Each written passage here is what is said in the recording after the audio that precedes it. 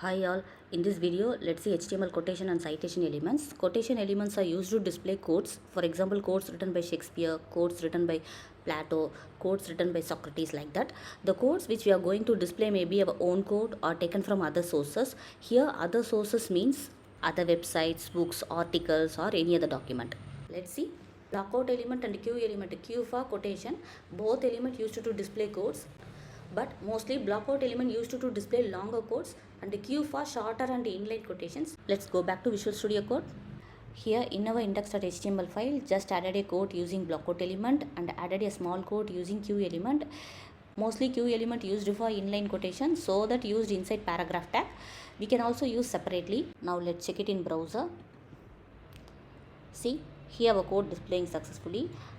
And here see the space. Browser usually indent blockquote element, that means browser typically adds space before and after blockquote contents by default, and for quotation element browser will add a quotation mark around the content by default, but it's only for quotation element, not for blockquote element. We can also use cite attribute inside blockquote element or Q element, but it's optional. The quote which we are going to display is taken from other source or document, means if you want to specify that source URL or document name, we can use cite attribute. Let's see practically. Consider this quote is taken from other source, for example other website. I want to specify that other source URL in our quotation, so let's use cite attribute. We can also use cite attribute inside Q tag like this. So what this means? So this means this quote is taken from this website.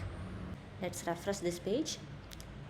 See, the value of the cite attribute will not display to the user, it's only for reference. For example, it's for metadata for search engine and assistive technologies, for example screen reader softwares, like that. Here we use cite as an attribute. The value of the cite attribute will not display to the user, but if you want to display the cite value, that is title of the work such as book name, article name, document URL, anything, you can use cite as an element like this. Here inside this paragraph tag used cite as an element and displaying the title of the work. This content will display to the user, but this content will display in italic font style. Let's go back to the browser and check. Let's refresh this page. See, the content of the cite element is displayed. Next, address element. This address element used to define contact information for the author or owner of a document or an article. The contact information may be a physical address or email address or phone number or any other contact related information. Let's see practically.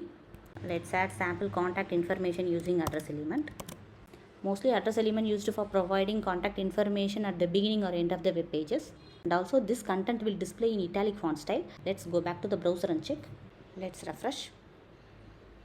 See, next, abbreviation element. If you want to display any abbreviated term or acronym on a web page, you can use abbreviation element. For example, WHO, ATM, CPU, like that. Let's see practically. Let's add simple abbreviation WHO.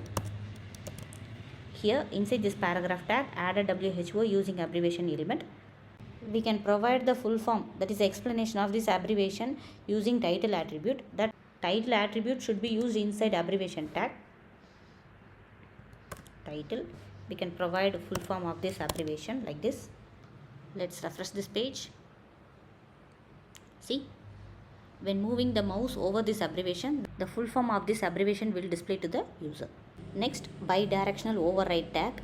This tag used to override current text direction, which is useful when dealing with languages that are written from the right to left, such as Arabic to Hebrew, like that, or when we need to ensure the proper direction of a particular section of text.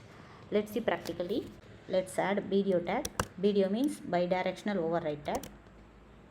We can use video element inside other element like this.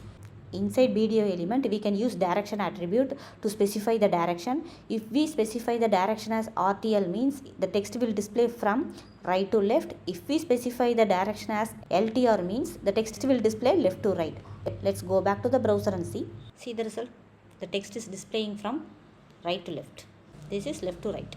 Thank you for watching. If you found this video helpful, please like and subscribe to my channel. Thank you.